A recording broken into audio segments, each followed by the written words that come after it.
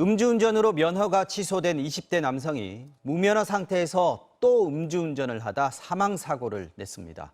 숨진 피해자는 새벽 이른 시간 일터로 나가던 70대 남성이었습니다. 지윤수 기자가 취재했습니다. 검은색 차량이 도로 한가운데에 멈춰섭니다.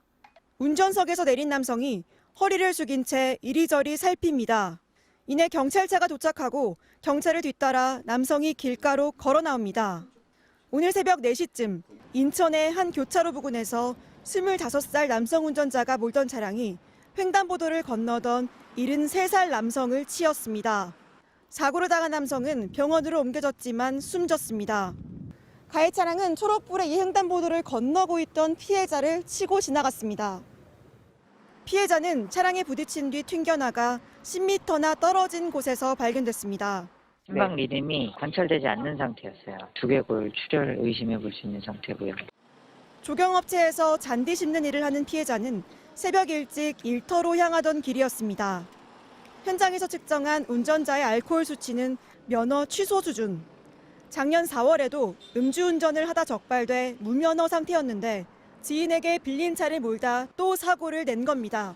시장에 있는데 오늘 조사를 못했어요. 둘이 안 깨서 늦게까지.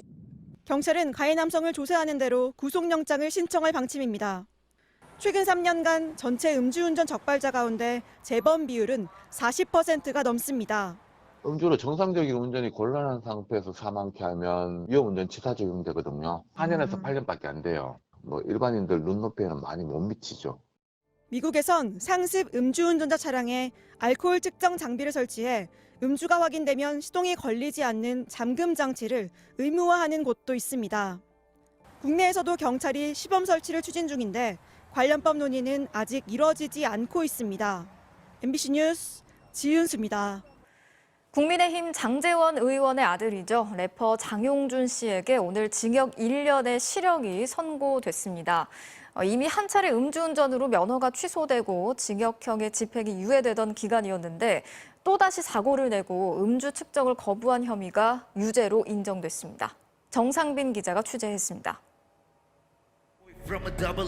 국민의힘 장제원 의원의 아들로 노엘이라는 이름으로 활동 중인 래퍼 장용준 씨. 지난 2019년 술에 취한 채 자신의 벤츠 승용차를 몰다 오토바이를 들이받자 운전자를 바꿔치려 한 사실이 드러났습니다. 결국 2020년 6월 징역 1년 6개월에 집행유예 2년을 선고받았습니다. 하지만 장 씨는 집행유예 기간 중이었던 작년 9월 운전면허도 취소된 상태에서 또 운전을 하다 사고를 냈습니다. 경찰관이 음주 측정을 요구하자 거부하면서 급기야 경찰관을 머리로 들이받으면서 욕설을 하고 난동을 부렸습니다. 앞에 차가 외국이에요. 경찰이 나중에 얼마 안 걸려서 바로 오더라고요. 구속된 채 다시 피고인석에 선 장 씨에게 법원은 징역 1년의 실형을 선고했습니다. 이미 한 차례 음주운전 전력이 있는데도 자중하기는커녕 음주 단속에 불응하며 차 안에서 버티거나 현장을 벗어나려 했다며 죄질이 무겁다고 꾸짖었습니다.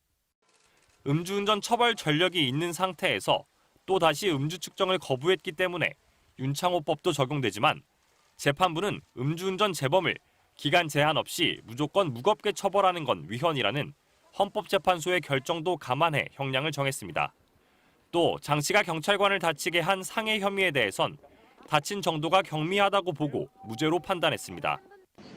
당초 징역 3년을 구형했던 검찰은 판결문을 검토한 뒤 항소 여부를 결정할 방침입니다.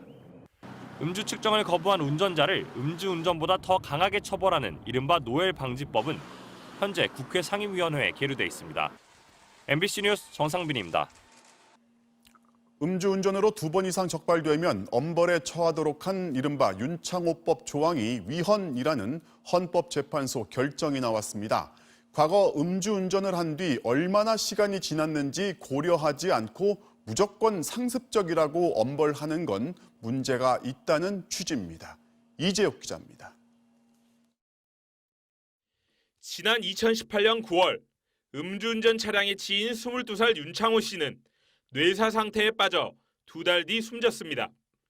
사고 이후 음주운전 처벌 수위를 높이자는 여론이 들끓었고 2차례 이상의 음주운전에 처벌이 무거워졌습니다. 2019년 전주지법 군산지원은 이 같은 옛 도로교통법 조항에 대해 위헌 법률 심판을 제청했습니다. 2년여의 심리 끝에 헌법재판소는 오늘 재판관 7대2의 의견으로 위헌 결정을 내렸습니다. 2회 이상 위반한 사람에 관한 부분은 헌법에 위반된다. 과거의 음주운전과 재범 음주운전 사이 시간적 제한이 없는 데다 개별 음주운전의 죄질을 일률적으로 평가할 수 없다는 이유입니다. 가령 첫 범행 이후 10년 넘게 지나 음주운전을 다시 했다고 해서 준법 정신이 현저히 부족해 반규범적이거나 사회 구성원을 반복적으로 위협한다고 보기 어려워 가중처벌이 부당하다는 겁니다. 그러다 보니 죄질이 비교적 가벼운 범행까지 지나치게 엄히 처벌된다는 게 헌재의 설명입니다.